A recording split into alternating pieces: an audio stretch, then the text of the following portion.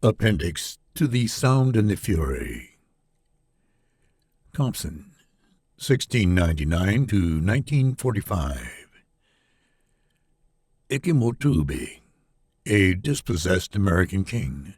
called One Home, and sometimes the One Home, by his foster brother, a chevalier of France, who, had he not been born too late, could have been among the brightest in the glittering galaxy of knightly blackguards who were Napoleon's marshals, who thus translated the Chickasaw title meaning the man, which translation Ikemotube himself, a man of wit and imagination as well as a shrewd judge of character, including his own, carried one step further and anglicized it to Doom, who granted out of his vast lost domain a solid square mile of virgin North Mississippi dirt, as truly angled as the four corners of a card table top, forested then because these were the old days before 1833, when the stars fell, and Jefferson, Mississippi, was one long, rambling, one-story, mud-chinked log building housing the Chickasaw agent and his trading post store, to the grandson of a Scottish refugee who had lost his own birthright by casting his lot with a king who himself had been disposed. This in partial return for the right to proceed in peace by whatever means he and his people saw fit, afoot or a horse provided they were Chickasaw horses, to the wild western land presently to be called Oklahoma, not knowing then about the oil. Jackson, a great white father with a sword, an old duelist, a brawling, lean, fierce, mangy, durable, imperishable old lion, who set the well-being of the nation above the White House, and the health of his new political party above either, and above them all set not his wife's honor, but the principle that honor must be defended, whether it was or not, because defended it was, whether or not. He patented, sealed, and countersigned the grant with his own hand in his gold teepee in Wasseytown, not knowing about the oil either, so that one day the homeless descendants of the disposed would ride supine, with drink and splendidly comatose, above the dusty, allotted harborage of their bones in specially built, scarlet-painted hearses and fire engines. These were Compsons. Quentin McClanahan, son of a Glasgow printer, orphaned and raised by his mother's people in the Perth Highlands,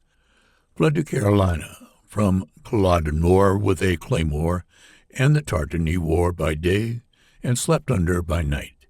and little else. At 80, having fought once against an English king and lost, he would not make that mistake twice, and so fled again one night in 1779 with his infant grandson and the tartan. Claymore had vanished, along with his son, the grandson's father, from one of Tarleton's regiments on a Georgia battlefield about a year ago, into Kentucky, where a neighbor named Boone had already established a settlement. Charles Stewart, attained and proscribed by name and grade in his British regiment, left for dead in a Georgia swamp by his own retreating army, and then by the advancing American one, both of which were wrong. He still had the claymore, even when on his homemade wooden leg he finally overtook his father and son 4 years later at Harrodsburg, Kentucky, just in time to bury the father and enter upon a long period of being a split personality, while still trying to be the schoolteacher which he believed he wanted to be, until he gave up at last and became the gambler he actually was, and which no Compson seemed to realize they all were, provided the gambit was desperate and the odds long enough. Succeeded at last in risking not only his neck, but the security of his family and the very integrity of the name he would leave behind him by joining the Confederation headed by an acquaintance named Wilkinson, a man of considerable talent and influence, and intellect and power, in a plot to secede the whole Mississippi Valley from the United States and join it to Spain. Fled in his turn when the bubble burst, as anyone except a Compson schoolteacher should have known it would, himself unique in being the only one of the plotters who had to flee the country, this not from the vengeance and the retribution of the government which he had attempted to dismember, but from the furious revulsion of his late Confederates, now frantic for their own safety. He was not expelled from the United States. He talked himself countryless, his expulsion due not to the treason, but to his having been so vocal and vociferant in the conduct of it, burning each bridge vocally behind him before he had even reached the place to build the next one, so that it was no provost marshal nor even a civic agency, but his late co-plotters themselves, who put afoot the movement to evict him from Kentucky and the United States, and, if they had caught him, probably from the world too. Fled by night, running true to family tradition, with his son and the old Claymore and the tartan, Jason Lycurgus, who, driven perhaps by the compulsion of the flamboyant name given him by the sardonic, embittered, wooden-legged, indomitable father, who perhaps still believed with his heart that what he wanted to be was a classicist schoolteacher, rode up the Nassus Trace one day in 1811 with a pair of fine pistols and one meager saddlebag on a small, light-waisted, but strong shock mare, which could do the first 2 furlongs in definitely under the half-minute, and the next 2 in not appreciably more, though that was all. But it was enough. Who reached the Chickasaw Agency at Okatoba, which in 1860 was still called Old Jefferson, and went no further, who within 6 months was the agent's clerk, and within 12 his partner, officially still the clerk, though actually half-owner of what was now a considerable store stocked with the mare's winnings in races against the horses of Ikimatuba's young men, which he, Compson, was always careful to limit to a quarter or at most 3 furlongs, and in the next year it was Ikmatobi who owned the little mare, and Compson owned the solid square mile of land, which some day would be almost in the center of the town of Jefferson, forested then, and still forested 20 years later, though rather a park than a forest by that time, with its slave quarters and stables and kitchen gardens and the formal lawns and promenades and pavilions laid out by the same architect who built the column porticoed house furnished by steamboat from France and New Orleans, and still the square intact mile in 1840, with not only the little white village called Jefferson beginning to enclose it, but an entire white county about to surround it, because in a few years now Ikmatobi's descendants and people would be gone, those remaining living not as warriors and hunters, but as white men, as shiftless farmers, or here and there the masters of what they too called plantations, and the owners of shiftless slaves, a little dirtier than the white man, a little lazier, a little crueler, until at last even the wild blood itself would have vanished, to be seen only occasionally in the nose shape of a Negro on a cotton wagon, or a white sawmill hand, or trapper, or locomotive fireman, known as the Compson domain then, since now it was fit to breed princes, statesmen, and generals and bishops, to avenge the dispossessed Compsons from Culloden and Carolina and Kentucky, then known as the governor's house, because sure enough, in time it did produce, or at least spawn, a governor, Quentin McLaughlin, again, after the Culloden grandfather, and still known as the old governor's even after it had spawned, 1861, a general, called so by the predetermined accord and agreement by the whole town and county, as though they knew even then and beforehand that the old governor was the last Compson, who would not fail at everything he touched, save longevity or suicide. The brigadier, Jason Lycurgus II, who failed at Shiloh in 62, and failed again, though not so badly, at Resaca in 64, who put the first mortgage on the still intact square mile to a New England carpetbagger in 66, after the old town had been burned by the Federal General Smith, and the new little town, in time, be populated mainly by the descendants not of Compsons, but of Snopses,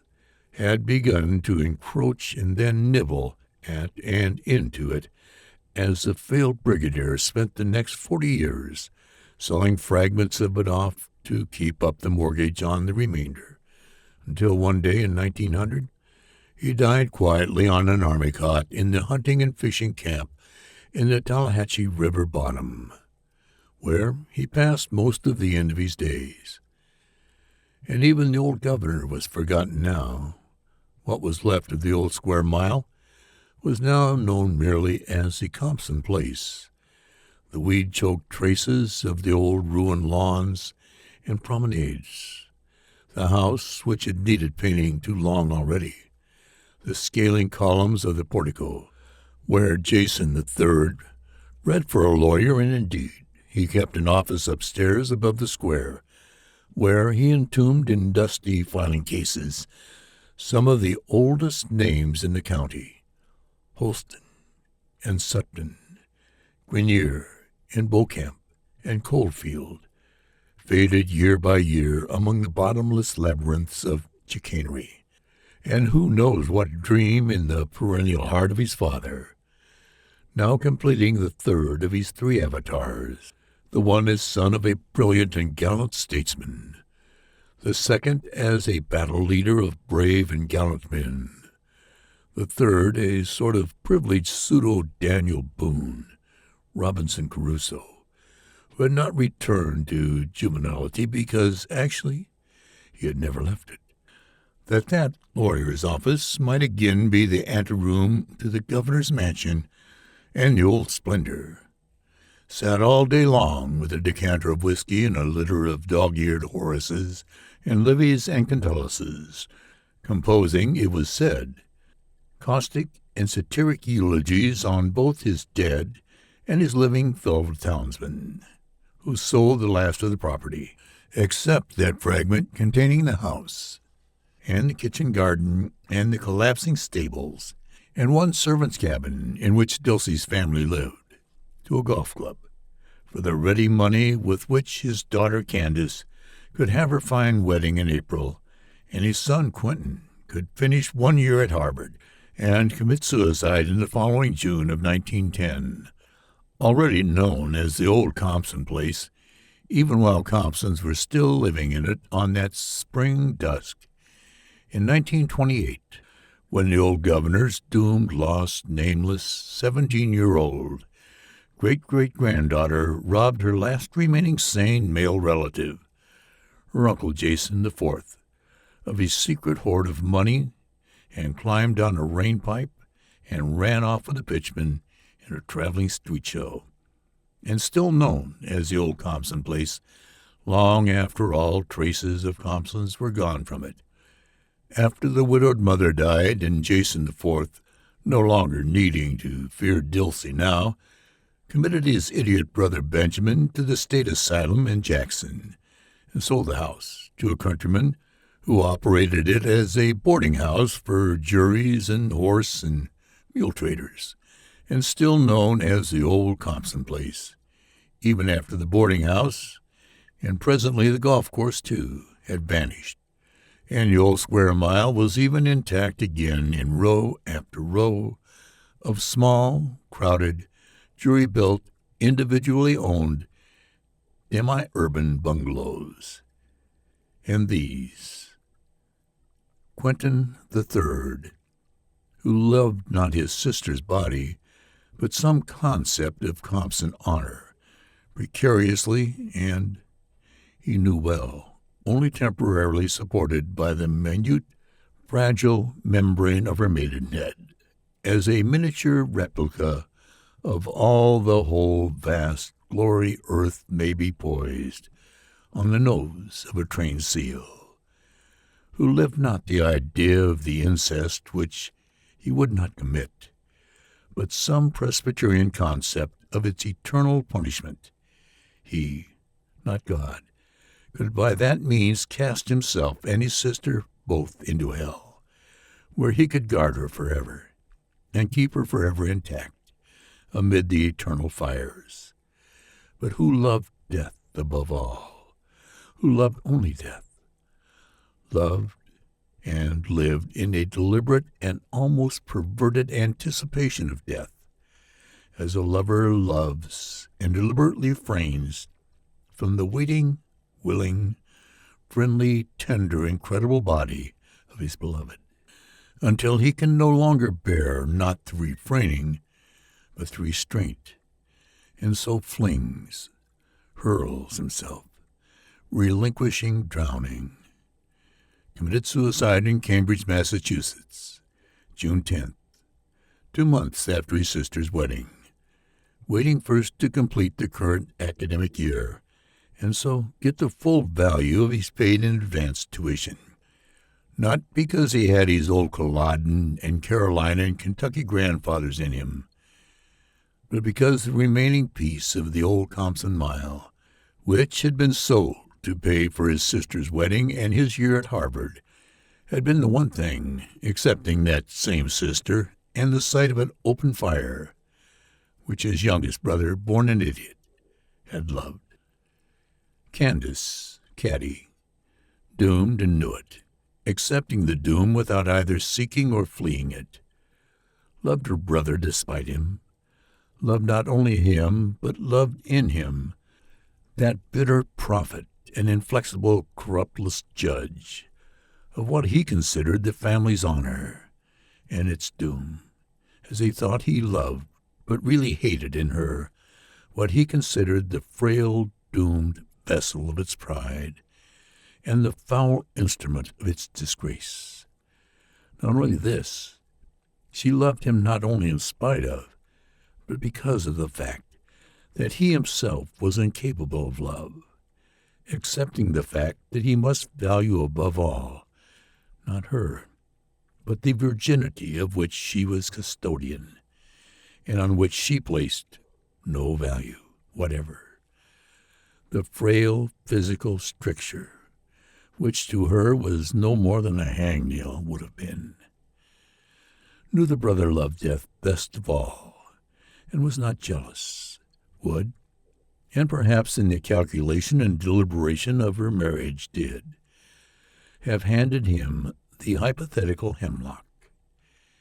was 2 months pregnant with another man's child, which, regardless of what its sex would be, she had already named Quentin, after the brother whom they both, she and her brother, knew was already the same as dead, when she married, 1910, an extremely eligible young Indianan she and her mother had met while vacationing at French Lick the summer before.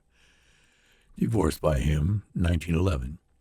Married 1920 to a minor moving picture magnate, Hollywood, California. Divorced by mutual agreement, Mexico, 1925. Vanished in Paris with the German occupation, 1940.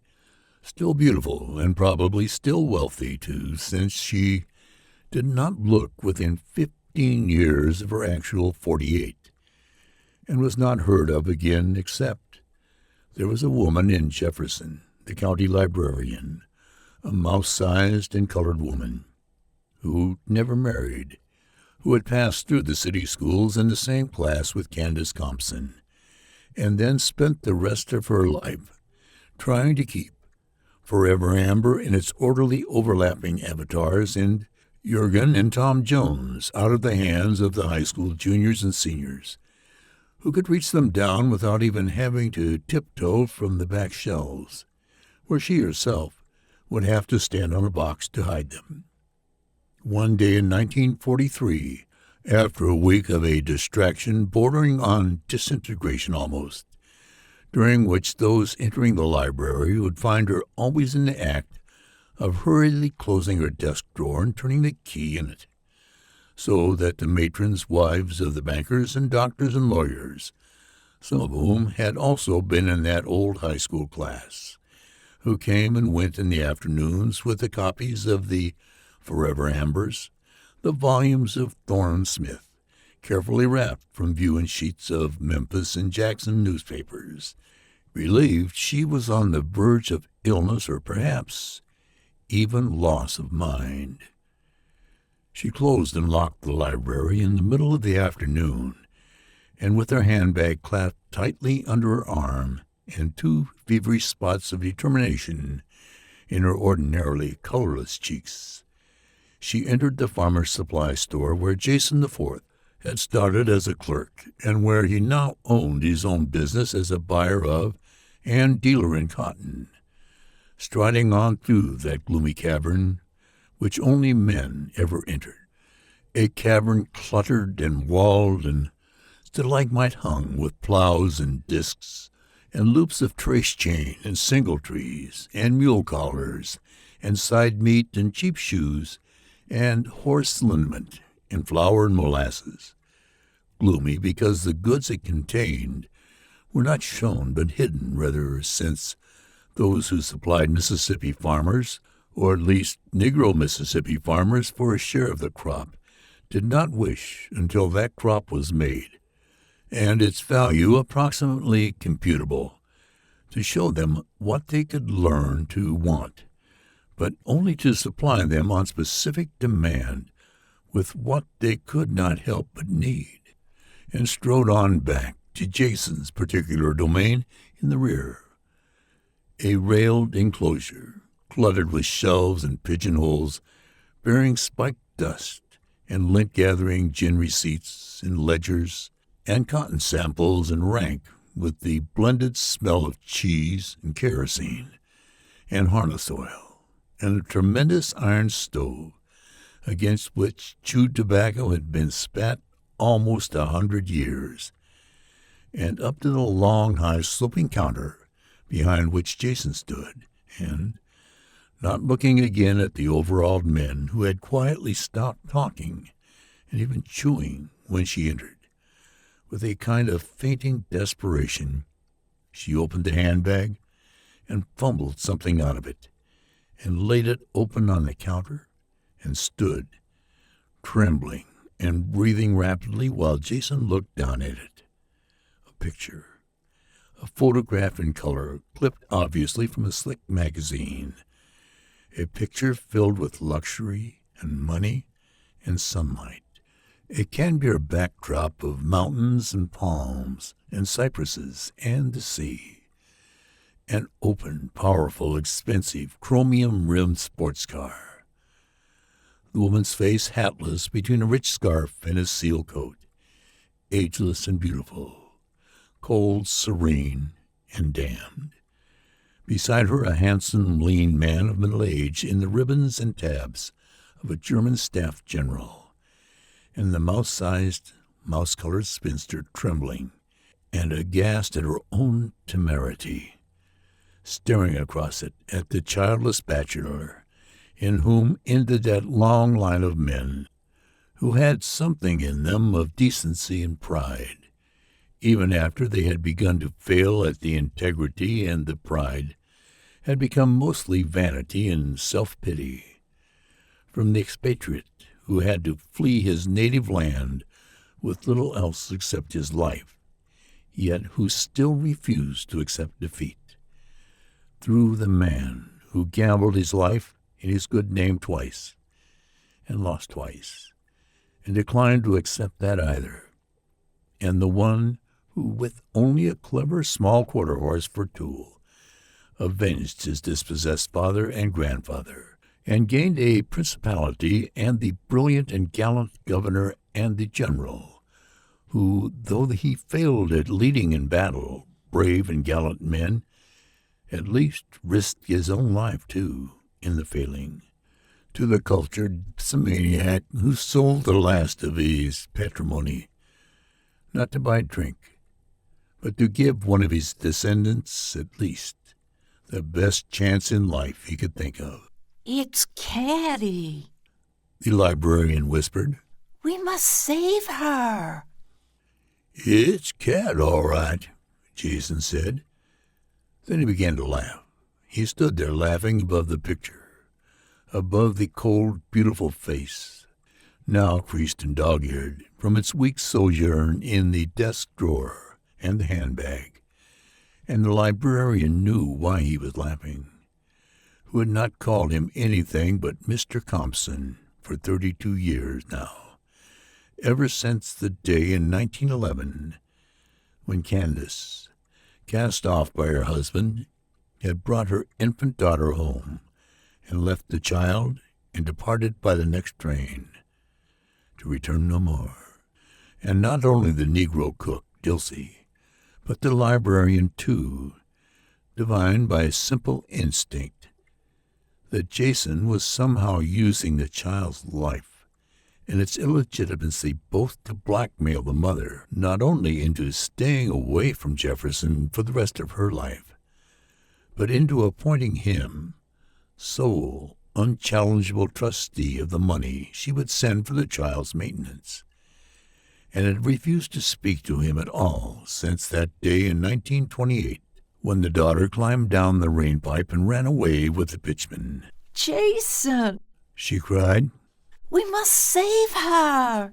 Jason! Jason!" And still crying it, even when he took up the picture between thumb and forefinger and threw it back across the counter toward her. "That Candace?" he said. "Don't make me laugh. This bitch ain't 33. The other one's 50 now." And the library was still locked all the next day, too, when at 3 o'clock in the afternoon, footsore and spent, yet still unflagging and still clasping the handbag tightly under her arm, she turned into a neat small yard in the Negro residence section of Memphis, and mounted the steps of a neat small house, and rang the bell, and a door opened, and a black woman of about her own age looked quietly out at her. "It's Phroney, isn't it?" the librarian said. "Don't you remember me? Melissa Meek, from Jefferson." "Yes," the negress said. "Come in. You want to see Mama." And she entered the room, the neat yet cluttered bedroom of an old Negro, rank with the smell of old people, old women, old Negroes, where the woman herself sat in a rocker beside the hearth, where even though it was June, a fire smoldered. A big woman once, in faded, clean calico, and an immaculate turban wound round her head above the bleared and now apparently almost sightless eyes, and put the dog-eared clipping into the black hands which, like the women of her race, were still as supple and delicately shaped as they had been when she was 30 or 20 or even 17. "It's Caddy," the librarian said. "It is. Dilsey! Dilsey!" "What did he say?" the old negress said, and the librarian knew whom she meant by he. Nor did the librarian marvel. Not only that, the old negress would know that she, the librarian, would know whom she meant by the he. But the old negress would know at once that she had already shown the picture to Jason. "Don't you know what he said?" she cried. "When he realized she was in danger, he said it was her, even if I hadn't even had a picture to show him. But as soon as he realized that somebody, anybody, even just me, wanted to save her,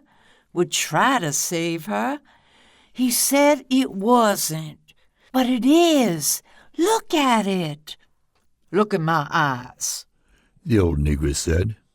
How can I see that picture? Call Phroney. The librarian cried. She will know her. But already the old negress was folding the clipping carefully back into its old creases, handing it back. My eyes ain't any good anymore, she said. I can't see it. And that was all. At 6 o'clock, she fought her way through the crowded bus terminal, the bag clutched under one arm, and the return half of her round-trip ticket in the other hand, and was swept out onto the roaring platform on the diurnal tide of a few middle-aged civilians, but mostly soldiers and sailors, en route either to leave or to death, and the homeless young women, their companions, who for 2 years now had lived from day to day in Pullmans and hotels, when they were lucky, and in day coaches and buses and stations and lobbies, and public restrooms when not, pausing only long enough to drop their foals in charity wards or police stations,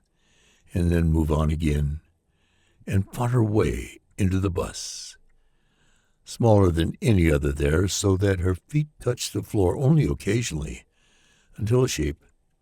a man in khaki, she couldn't see him at all, because she was already crying, rose and picked her up bodily and set her into a seat next to the window, where, still crying quietly, she could look out upon the fleeing city as it streaked past, and then was behind, and presently now she would be home again, safe in Jefferson, where life lived too, with all its incomprehensible passion and turmoil and grief and fury and despair. But here at 6 o'clock, you could close the covers on it, and even the weightless hand of a child could put it back among its unfeatured kindred on the quiet, eternal shelves, and turn the key upon it for the whole and dreamless night. Yes, she thought, crying quietly. That was it. She didn't want to see it, know whether it was Caddy or not, because she knows. Caddy doesn't want to be saved, hasn't anything any more worth being saved, for nothing worth being lost that she can lose. Jason the Fourth,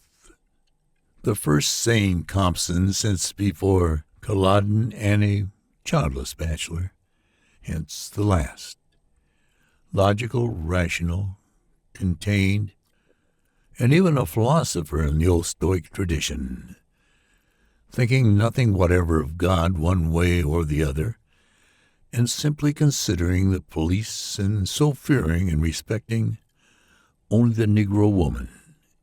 his sworn enemy since his birth, and his mortal one since that day in 1911, when she too divined by simple clairvoyance that he was somehow using his infant niece's illegitimacy to blackmail its mother, who cooked the food he ate,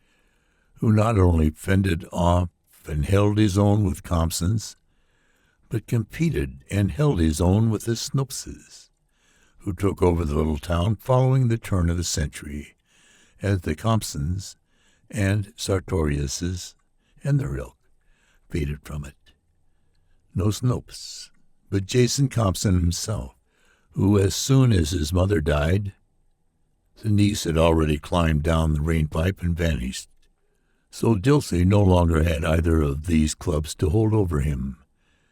committed his idiot younger brother to the state and vacated the old house, first chopping up the vast, once splendid rooms into what he called apartments, and selling the whole thing to a countryman who opened a boarding house in it, though this was not difficult, since to him all the rest of the town and the world and the human race, too, except himself, were Compsons, inexplicable, yet quite predictable, in that they were in no sense whatever to be trusted, who, all the money from the sale of the pasture having gone for his sister's wedding and his brother's course at Harvard, used his own niggard savings out of his meager wages as a store clerk to send himself to a Memphis school, where he learned to class and grade cotton, and so established his own business with which, following his diplomatic father's death, he assumed the entire burden of the rotting family and the rotting house, supporting his idiot brother because of their mother, sacrificing what pleasures might have been the right and just due, even the necessity of a 30-year-old bachelor, so that his mother's life might continue as nearly as possible to what it had been. This not because he loved her, but, a sane man always, simply because he was afraid of the Negro cook, whom he could not even force to leave even when he tried to stop paying her weekly wages, and who, despite all this, still managed to save almost $3,000, $2,840.50, as he reported on it, the night his niece stole it,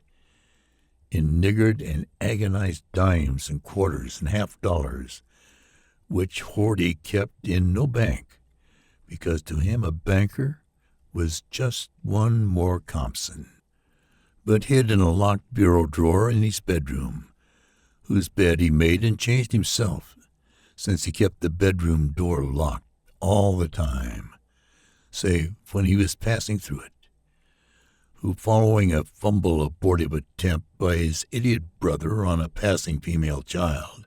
had himself appointed the idiot's guardian without letting their mother know, and so was able to have the creature castrated before the mother even knew it was out of the house, and who, following the mother's death in 1933, was able to free himself forever, not only from the idiot brother and the house, but from the Negro woman too,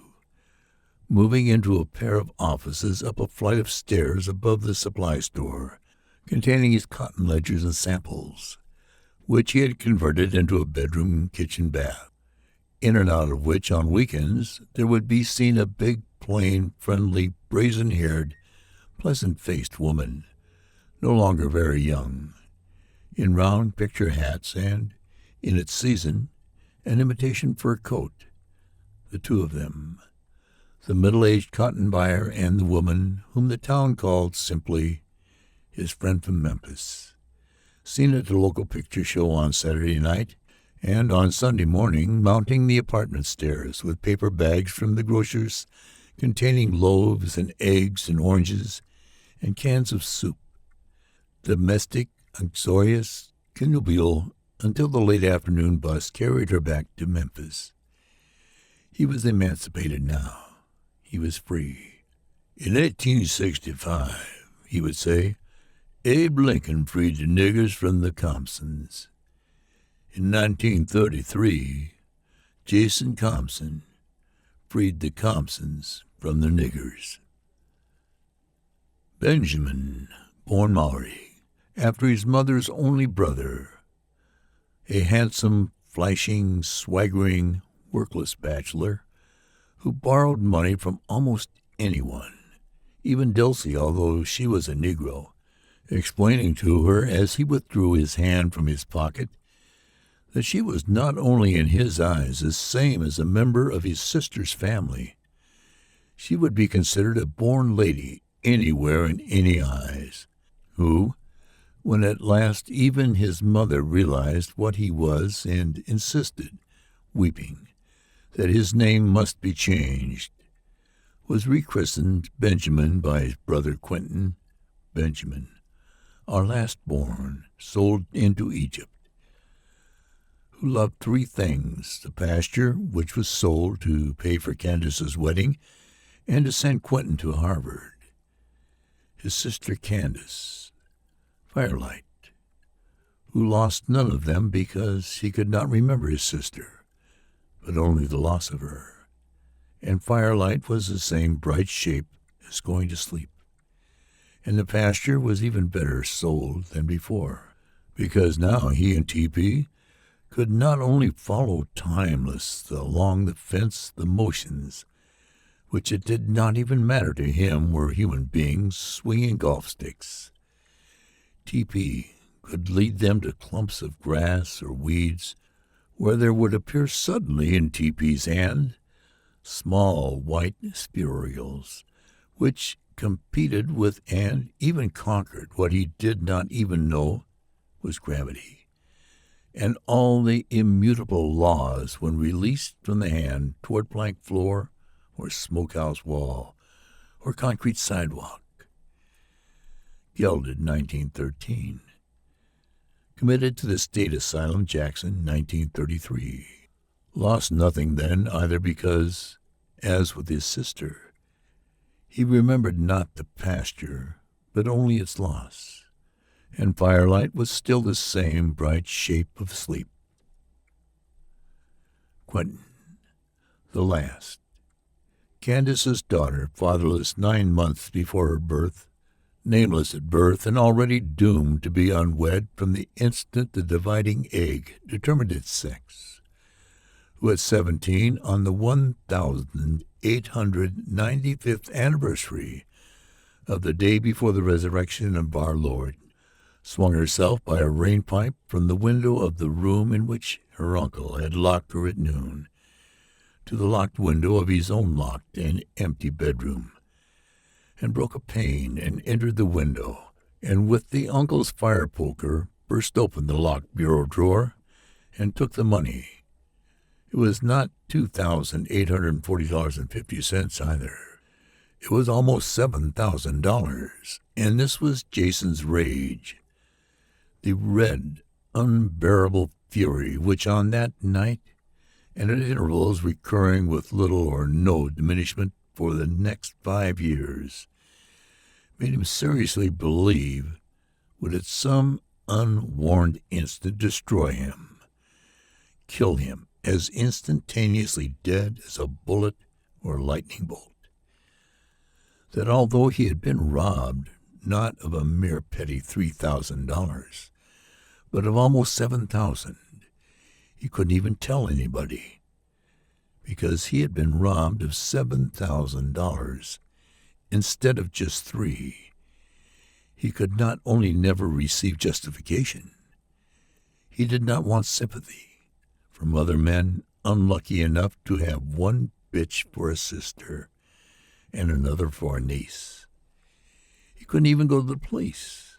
because he had lost $4,000 which did not belong to him. He couldn't even recover the $3,000, which did, since those first $4,000 were not only the legal property of his niece as a part of the money supplied for her support and maintenance by her mother over the last 16 years, they did not exist at all, having been officially recorded as expended and consumed in the annual reports he submitted to the district chancellor, as required of him as guardian and trustee by his bondsman. So that he had never been robbed, not only of his thievings, but his savings too, and by his own victim. He had been robbed not only of the $4,000 which he had risked jail to acquire, but of the $3,000 which he had hoarded at the price of sacrifice and denial. Almost a nickel and a dime at a time, over a period of almost 20 years, and this not only by his own victim, but by a child who did it at one blow, without premeditation or plan, not even knowing or even caring how much she would find when she broke the door open. And now he couldn't even go to the police for help. He, who had considered the police always, never given them any trouble, had paid the taxes for years which supported them in parasitic and sadistic idleness. Not only that, he didn't dare pursue the girl himself because he might catch her, and she would talk, so that his only recourse was a vain dream which kept him tossing and sweating on nights 2 and 3, and even 4 years after the event, when he should have forgotten about it, of catching her without warning, springing on her out of the dark before she had spent all the money, and murder her before she had time to open her mouth, and climb down the same rain pipe in the dusk, and ran away with the pitchman, who was already under sentence for bigamy, and so vanished. Whatever occupation overtook her would have arrived in no chromium Mercedes.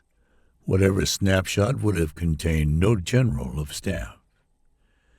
And that was all. These others were not Compsons, they were black. G.P. wore on Memphis Beale Street the fine, bright, cheap, intransigent clothes manufactured specifically for him by the owners of Chicago and New York sweatshops. Froney, who married a Pullman porter and went to St. Louis to live, and later moved back to Memphis to make a home for her mother, since Dilsey refused to go further than that. Luster, a man, aged 14, who was not only capable of the complete care and security of an idiot twice his age and 3 times his size, but could keep him entertained. Dilsey. They endured. This has been The Sound and the Fury by William Faulkner, narrated by Mike Vendetti and Kathy Verduin. Production copyright 2025 by Mike Vendetti Productions. www.mikevendetti.com